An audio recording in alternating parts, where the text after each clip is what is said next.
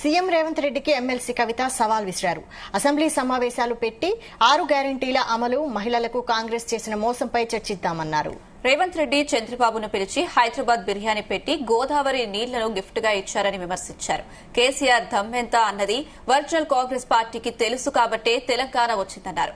బీసీలకు 42% రిజర్వేషన్లు కల్పించకుండా ఎన్నికలకు వెళ్తే కాంగ్రెస్ పార్టీని ప్రజలు క్షమించరన్నారు. మహిళలకు 2500 పెన్షన్లను మొత్తం పెంచాలంటూ కవిత పోస్ట్ కార్డు ఉద్యమాన్ని చేపట్టారు. ఈ నేపథ్యంలో అబిడ్స్ జీపీఓలో పోస్ట్ కార్డులను కవిత పోస్ట్ చేశారు. సోనియా గాంధీ ముఖం చూసి ఓట్లేసిన మహిళలను, వృద్ధులను, వికలాంగులను మోసం చేశారు. అందుకే సోనియా గాంధీకి వేలాది పోస్ట్ కార్డులు పంపించామన్నారు.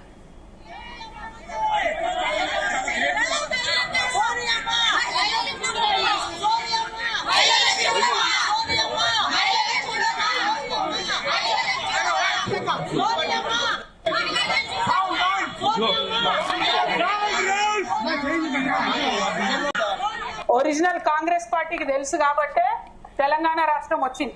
వచ్చినటువంటి ఆ రాష్ట్రానికి ఇవాళ రేవంత్ రెడ్డి గారు ముఖ్యమంత్రి అయ్యారు. అది మర్చిపోయి కేసీఆర్ గారు దమ్ముంటే ఇక్కడ రావాలి అక్కడ రావాలని రేవంత్ రెడ్డి గారు మాట్లాడటం చాలా బాధాకరం. హుందాగా ప్రవర్తించాలి ముఖ్యమంత్రి గారు. అదే విధంగా తెలంగాణ ప్రజలందరికీ తెలుసు కేసీఆర్ గారు ఆయన కళలో కూడా తెలంగాణకు నష్టం చేయడు. ఆ నీళ్లు కావచ్చు, నిధులు కావచ్చు, ఇంకోటి కావచ్చు, ఏదైనా కావచ్చు, ఏ విషయంలో అయినా కేసీఆర్ గారు కళలో కూడా తెలంగాణకు నష్టం చేయరు. ఆ విషయం తెలంగాణ ప్రజలకు తెలుసు. ఈ ముఖ్యమంత్రి గారు రేవంత్ రెడ్డి గారు వచ్చినాకనే చంద్రబాబు నాయుడు గారిని పిలిచి ప్రజాభవన్ లో హైదరాబాద్ బిర్యానీ పెట్టి గోదావరి నీళ్లు గిఫ్ట్ ప్యాకెట్ కట్టి చంద్రబాబు నాయుడు గారికి ఇచ్చి పంపించింది రేవంత్ రెడ్డి గారే, కేసీఆర్ గారు కాదు. 2016లో ముఖ్యమంత్రి గారు చెప్పినట్టుగా ఆనాడు పోలవరం బనకచెర్ల ప్రాజెక్టు విషయమే లేదు, రాలేదు. కేసీఆర్ గారు ఎక్కడా సంతకాలు పెట్టలేదు. ఆ విషయం తెలిసి కూడా అబద్ధాలు ఆడడం ముఖ్యమంత్రి గారికి అలవాటైంది. అబద్ధాలు ఆడడం మానుకోండి. చెప్పిన పెన్షన్లు ఇవ్వండి, చెప్పింది చెప్పినట్టుగా స్కూటీలు ఇవ్వండి, చెప్పినటువంటి 6 గ్యారెంటీలు అమలు చేయండి. ఎస్, పెడదాం అసెంబ్లీ, ఖచ్చితంగా పెడదాం.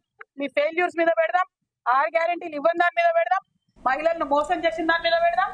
అప్పుడేం జవాబు చెప్తారో రేవంత్ రెడ్డి గారు దాన్ని కూడా చూద్దాం.